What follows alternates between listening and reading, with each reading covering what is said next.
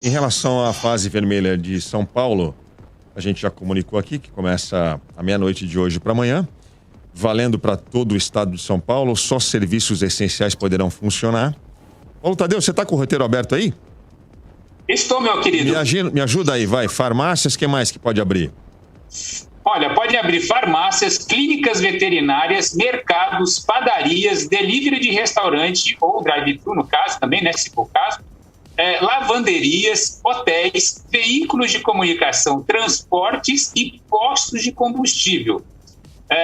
O pessoal da construção civil e indústria sem restrições, e as igrejas e as escolas também podem abrir, tá? Apesar de que a questão das igrejas é um pouco meio polêmica, mas tá aí. Das escolas também, né? Muita gente tem questionado isso. E para entender melhor essa questão das escolas, a gente vai conversar agora com a Lana Romani, do movimento Escolas Abertas, que eu espero que já esteja nos ouvindo. Estou ouvindo sim, tudo bem? Oi, Lana. Obrigado por você ter aceito o nosso convite. Você é do movimento Escolas Abertas, que obviamente defende a volta das aulas presenciais aqui em São Paulo, é isso? Exatamente. Eu sou do movimento Escolas Abertas. A gente defende a volta às aulas, a manutenção das escolas abertas, mas com protocolos de segurança e com a decisão familiar de enviar ou não o seu filho. Você pode detalhar um pouco esses protocolos de segurança e se eles valem para todas as escolas? Os protocolos de segurança que permitem que as escolas continuem funcionando e fiquem abertas, quando a gente fala em protocolos parece muito complicado, né? Mas são protocolos simples, relativamente simples, que são distanciamento entre as pessoas, né, social, de 1 metro, álcool gel e higienização das mãos e máscaras, né? Então, enfim, esses são os 3 pré-requisitos para que as escolas continuem funcionando. E eu colocaria aqui também uma coisa super importante, que é passível da gente também comentar, que é a parte de circulação de ar, de ventilação, né? Então, a escola tendo ventilação dentro das salas de aula, distanciamento social, máscaras e álcool gel, ela é um ambiente seguro tanto para as crianças quanto os professores e funcionários. E hoje ela é muito mais segura, principalmente para os mais vulneráveis, do que as próprias pessoas que estão em casa. Porque, infelizmente, a população não pode ficar sem sair para trabalhar.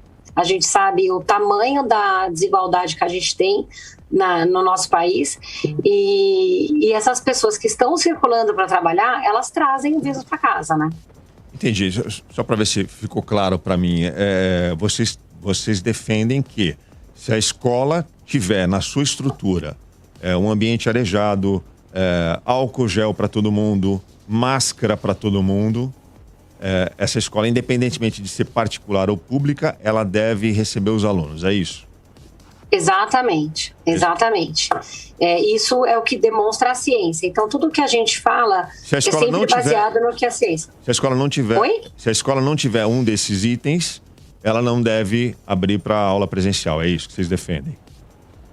Se ela não tiver desses itens, ela não deve abrir, mas eles devem cobrar as autoridades, porque elas deveriam ter. Né? Se não tiver álcool gel, tem que ter pelo menos torneira para as crianças lavarem as mãos, porque um substitui o outro.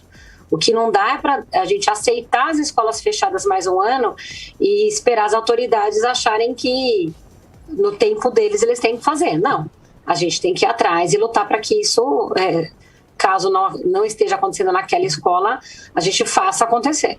Eu queria falar com você sobre o seguinte, a gente mora num país, né, totalmente dividido, né, você sabe disso, tem a esquerda e a direita, infelizmente virou esse fla-flu, né, as pessoas parecem que esquecem que existem outros elementos, né, entre a direita e a esquerda, e a gente está vendo também hoje em dia, pelo menos eu tenho percebido, que tem havido uma divisão entre aqueles que defendem a volta às aulas, como você, né, nessas condições que você apresentou, e outros que são radicalmente contra.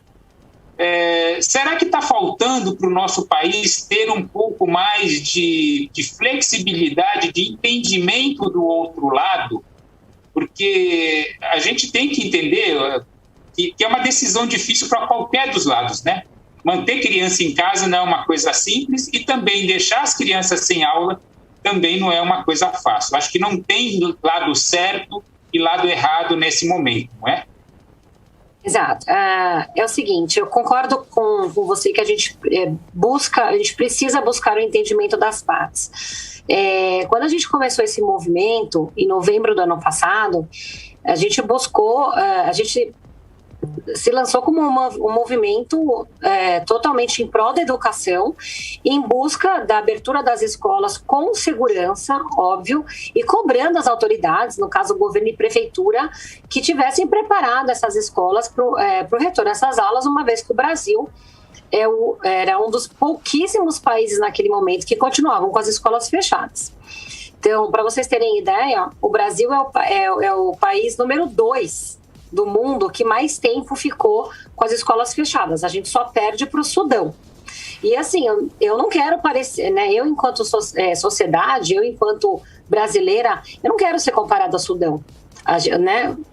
Eu gostaria de estar equiparando a educação do meu país, da minha cidade, do meu estado, com as grandes educações do mundo. A gente, no ranking do PISA, a gente já tem uma classificação horrorosa.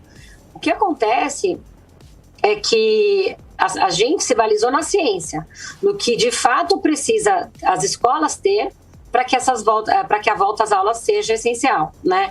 E o que aconteceu é que, para nossa surpresa mesmo, porque a gente tem professores, diretores nesse grupo de escolas públicas, privadas, particulares, claro, mas o que aconteceu é que existem algumas pessoas que ignoram os fatos científicos e elas partem para o ataque, como você estava dizendo. Por isso que a gente tanto defende que a escolha de mandar o filho para a escola é familiar, né? O que a gente não pode admitir enquanto sociedade, independente do partido, porque a gente é totalmente apartidário, a gente tem que colocar a educação acima disso. Porque educação, em qualquer país do mundo, se você olhar os desenvolvidos, claro, né, os que estão mais avançados que a gente nessa discussão, a educação está muito acima de uma discussão partidária, né? Então, assim, a gente não tem que ficar discutindo se a escola tem que ou não abrir. Essa discussão está totalmente equivocada. A gente tem que discutir o que precisa ser feito para que as escolas permaneçam abertas com segurança e que atendam as famílias. Porque acontece que a falta de estudo hoje, a falta de escolas abertas, é sabido, né, que a ciência já demonstrou que traz para essas crianças e adolescentes prejuízos infinitamente maiores do que o próprio risco do Covid. Então, hoje a gente tem uma população muito mais vulnerável, principalmente em depressão, sofrendo coisas muito piores do que a própria escola, né? Então, do que a morte, porque tem criança que está morrendo agora, né? Com essa cepa nova, essa variante nova do vírus, parece que as crianças também são vítimas disso, não é, Ana? A gente está numa pandemia, né, Alvin? Então é importante a gente lembrar isso, né? A gente está numa pandemia e o comportamento social das pessoas, independente do partido, da classe, não importa. Tem que lembrar que a gente está numa pandemia e que existe o risco, sim, de pegar. Crianças que se contaminam, é sabido também pela ciência que se contaminam muito menos, mas elas quebraram. Normalmente você pega de um adulto e com quebra de protocolo de segurança. Isso é o que a ciência demonstra. Certamente vão acontecer casos, obviamente que sim. É claro que qualquer um de nós lamenta. Ninguém quer a morte, ninguém quer sofrer, ninguém quer mandar nem criança nem idoso para o hospital, não é isso. O que não pode acontecer é deixar essas crianças morrendo de fome, por abusos sexuais, por violência doméstica, se matando, porque elas estão se suicidando, elas estão em depressão. Então, existe um outro lado que as crianças e adolescentes também estão morrendo por outros motivos. Então, ao invés de ficar uma guerra, eu sou a favor, eu sou contra, o que as autoridades precisam fazer. Sim. Né? E a gente tem que estar junto nessa, independente do partido, da classe, raça. É muito nobre essa colocação que você fez de não querer comparar a nossa educação, não nos nivelarmos pelo que está acontecendo com o Sudão. Eu acho bacana, mas Exato. é óbvio que isso também não é uma questão que passe só pela vontade da gente, né? Não é um ato de vontade, é um processo muito complexo esse. Eu vou passar a palavra para o Paulo Cruz, quer fazer a pergunta? Tô aqui, você me ouve? Sim, pode falar. É o seguinte, bom, eu não sei qual vivência que a senhora tem na escola pública, né? Então, a senhora me parece ser uma pessoa de posses, né? E que se tiver filhos, provavelmente eles não estudam numa escola pública. Eu não sei a vivência que a senhora tem, se a senhora conhece, se a senhora foi recentemente numa escola pública. Mas eu sou professor de escola pública já há quase 10 anos. E eu acho muito interessante, assim, eu não sei onde que a senhora estava até ontem, porque as escolas não têm torneira para tomar água. As escolas não têm sabonete no banheiro. Então, assim, de repente, apareceu um movimento preocupado com a educação e coisa e tal, e querendo que as escolas, né, as aulas voltassem, guardando os protocolos, né? Mas sem ter a preocupação de saber se é possível isso, né? Então, quer dizer, é óbvio que eu quero que as aulas voltem, né? Eu fiquei ansioso por isso também. Dei aulas online o ano inteiro, o ano passado. Então, eu sei que é importante voltar às aulas. Agora, a minha preocupação era, olha, a gente vai voltar e os professores sabem, e eles sabiam que a gente ia voltar e ia estar completamente exposto. Então, assim, a pergunta que eu faço para a senhora é a seguinte. Bom, eu vejo vocês falando sempre da escola como um ambiente de criança. Mas eu sou professor do ensino médio. Os anos finais de ensino médio, que é 8º e 9º ano, e o ensino, quer dizer, anos finais de ensino fundamental e ensino médio, vai dos 13 aos 17 anos. Ou seja, são jovens, não é mais criança. E é muito difícil você achar que o jovem que vai lá no pancadão no final de semana, na segunda-feira ele não vai para a escola. Então eu quero saber o seguinte, você tem conhecimento disso? E qual é a posição que vocês têm em relação a essa dramática situação dos professores de saberem que estão expostos e verem o movimento defendendo as voltas às aulas com protocolo como se isso fosse possível? Eu queria saber qual que é a posição da senhora. É Paulo o seu nome, né, Paulo? É isso? É. Paulo Cruz. Isso. Oi, Paulo, tudo bem? Eu agradeço o seu depoimento e eu vou responder por partes. Você tem razão. Não é só um depoimento, desculpa. Peraí, desculpa. Não é só um depoimento, é uma constatação dos fatos, tá? Eu não estou só desabafando, não. Eu estou dizendo o que acontece nos 10 anos que eu sou professor. Não é só... Não estou desabafando, eu estou dizendo o que acontece. Ok. Então, vamos lá. Você me perguntou se eu tenho ciência da escola pública e se eu recentemente estive em alguma escola pública. Sim, eu conheço escola pública, eu visito escola pública todos os dias, desde que começou esse movimento. Além disso, eu sempre fiz trabalho nessas áreas, né, de defender a educação pública, então eu conheço, sim, escola pública. Eu não vivo com os meus filhos... Do seu nome? Peraí, Paulo, deixa ela responder, Paulo. Pode falar, Lana, pode falar. Ok. Realmente, os meus filhos não estudam em escola pública, eles estudam em escola particular. Mas isso não tira, em hipótese alguma, a minha legitimidade de querer defender o melhor para a escola pública. Você se engana quando você afirma que... onde a gente estava até ontem, porque a gente nunca se preocupou de uma maneira... Eu não disse isso. Peraí, Paulo, deixa ela terminar. Eu disse que... Deixa ela terminar. Eu não disse isso. Eu não disse que nunca se preocupou. Eu disse que a gente não sabe onde... O movimento nasceu agora, né? Então não isso, é que nunca se preocuparam. Você afirmou aqui para mim. Eu não sei onde a senhora estava até ontem. Eu não sei onde a senhora estava até ontem.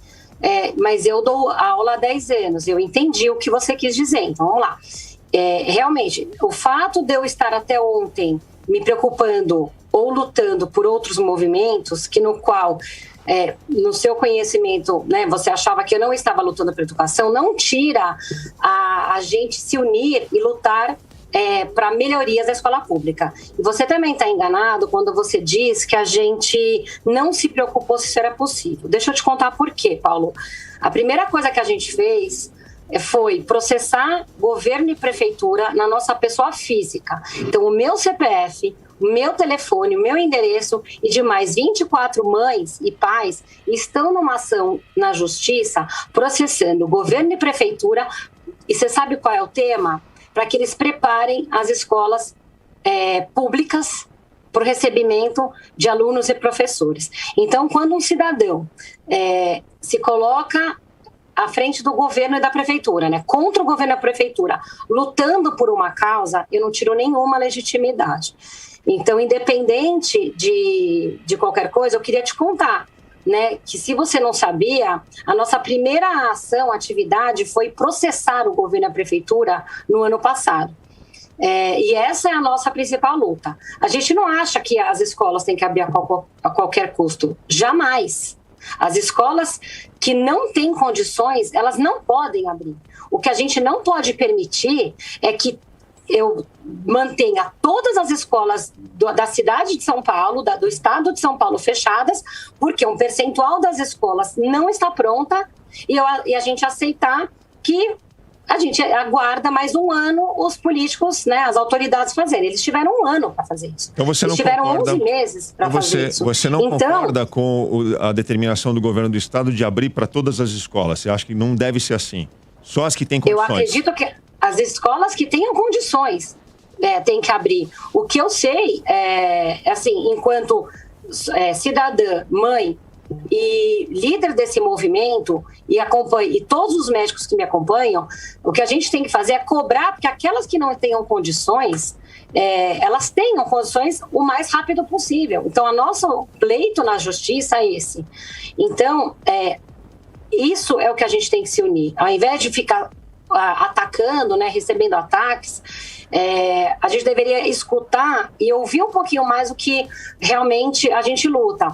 Então, toda vez que a gente fala alguma coisa, a gente está sempre em cima do governo. É importante saberem isso. O Portas Abertas oferece... Lana, espera só um pouquinho, Lana.